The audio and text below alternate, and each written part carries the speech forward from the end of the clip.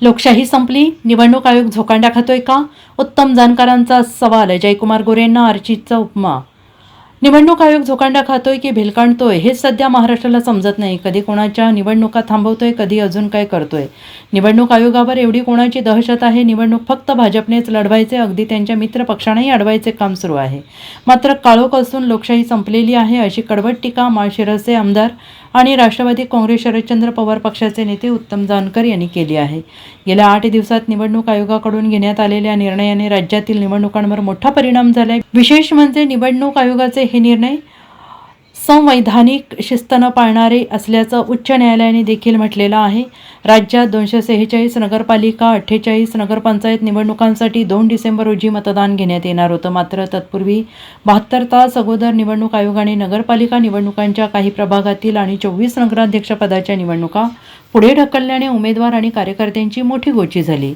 त्यानंतर उर्वरित नगरपालिकेच्या निवडणुकांसाठी 2 डिसेंबर रोजी मतदान झाले. मात्र ज्या निवडणुका पुढे ढकलण्यात आल्या त्यांच्या निकालांची तारीख 21 असल्याने 2 डिसेंबर रोजी झालेल्या निवडणुकांच्या निकालाची तारीख 21 ठेवण्यात आली. नागपूर खंडपीठाने याबाबत निवडणूक आयोगाला निर्देश दिले होते. त्यामुळे पुन्हा एकदा निवडणूक आयोगाचा गलथान कारभार समोर आलाय. यावरून आता आमदार उत्तम जानकर यांनी निवडणूक आयोगावर खोचक शब्दात टीका केली. तसेच राज्यातील लोकशाही संपली असल्याचं त्यांनी म्हटलेलं आहे.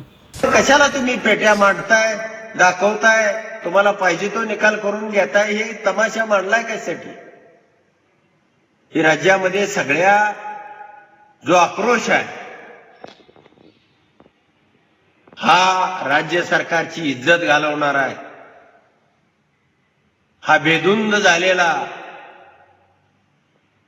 आणि कोलमडत चालणारा निवडणूक आयोग या राज्यानं या निवडणुकीमध्ये पाहिलेला आहे.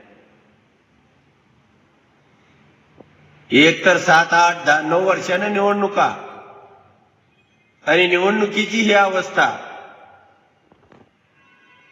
आणि सत्ताधारी सरकारच पुन्हा वरनं सांगतंय की आम्हाला सुद्धा हे आवडलं नाही. मग कराय कोण लावतंय?